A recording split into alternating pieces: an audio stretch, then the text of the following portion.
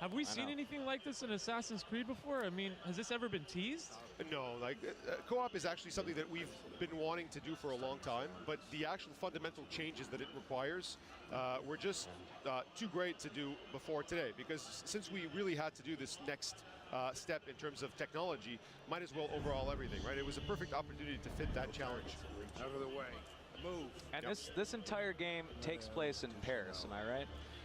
It does, most of it. The beginning is actually set in Versailles, which is sort of another palace and village around Paris, close by.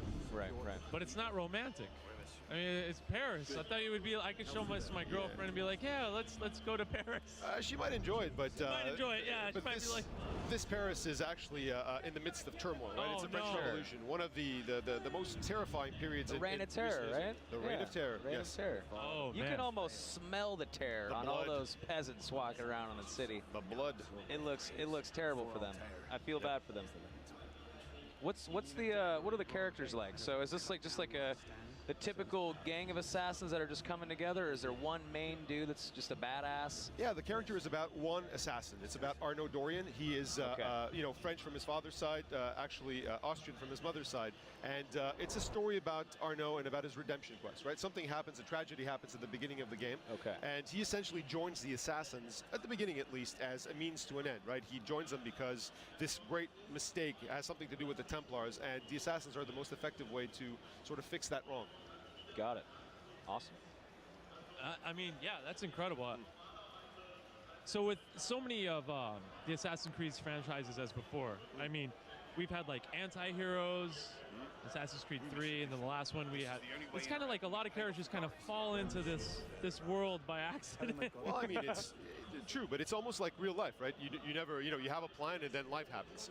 Right. So, we always, for every Assassin's Creed game, we always try to find a character that actually, metaphorically at least, represents the period in which he's set.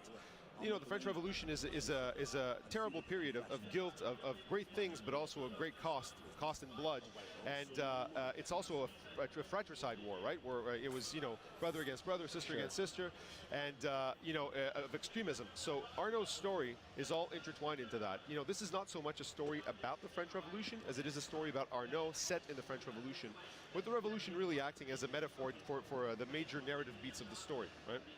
Yeah, so Arnaud, I mean, he can't just use, his bare fists. I can see that he has swords. He's got weapons. What kind of upgrades and what kind of stuff is he working with? Right. Now, this is really where part of the big novelty that we have for Unity. We've always had upgradable characters. Like, I mean, all the protagonists in Assassin's Creed from AC2 have quite extensive upgrades, right? But they're purely aesthetic. The suits are just visual. The weapons, although they are really nice, they really didn't have any different stats. Now this time, because we have the co-op, because we need that complementarity, we really wanted to add this whole level of variety. So again, you can customize Arnaud, but now every element that you choose to put on Arnaud actually has a bearing on gameplay. For example, the hood will make him blend faster in a crowd. That's boots, cool. Yeah, boots might immune him to damage from a higher fall. The weapons have rate of attack, they have damage, they have range. So really, the actual concept behind Unity is really carving your own unique path through the city of Paris. So, even the game structure, we've really worked that around. Like before, Assassin's Creed was always about a linear story set within an open world, right? The issue with that is that if your main motivation is actually something like the narrative, that really plays against the open world concept, because you almost feel guilty. The world is exploding, but you have to go and fish for 4 hours. You sort of feel guilty about it. Yeah. So the idea with Unity is that your actual only purpose is your progression from novice to master assassin within that world, right? So everything you actually do within the world gives you something for your progression, whether it's the single player, whether it's Brotherhood missions, which are the co-op missions, whether it's the hundreds of different quests we have. All of that really gives you something, either skill points that you can then use to buy skills, gear elements that will change your gameplay, all that stuff. So whenever he jumped on top of that building, he kind of looked out of the vista of Paris. It's huge. So are you going to be able to just openly explore Paris right away as soon as you get into the game? Or are districts going to open up as you progress in the story? And does gameplay kind of change a little bit or shift as you open up or progress into these different districts? At the beginning, we sort of close off the experience a little bit because we need to teach you how to play this game. You got to walk people into it. This is a very different game than the other games, right? And it's meant to be played differently. So we introduce, but once that has been done, so I'd say like after maybe an hour and a half of play, all of Paris is open.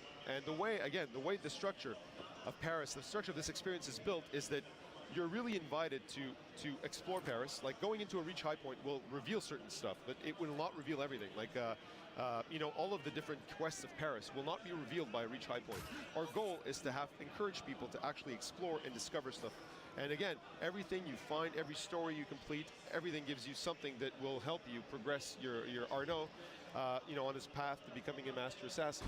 So everything is open. We actually even have a star rating. So you can attempt, when you have a 1-star Arnaud, you can actually try to do a 4-star mission. It'll be more challenging, but again, because is it doable? It is, because, I mean, it's extremely challenging, but because there's no way why it wouldn't be doable. If somebody's good enough or finds a clever way, and that's the point, right? The way we've built our missions, especially, like we have a new concept of mission called black box missions. Black box missions are structured in a way, I mean, the one we're watching right now, this assassination mission, is a black box. We give you a location, a specific location. It doesn't have to be an interior. It can be extreme. It can be outside the city, right?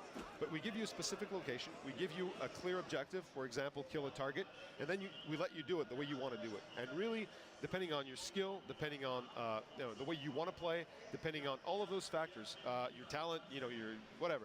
It really, you can do the mission a whole different set of ways. And if you replay that mission, you can try to do it another way. Awesome.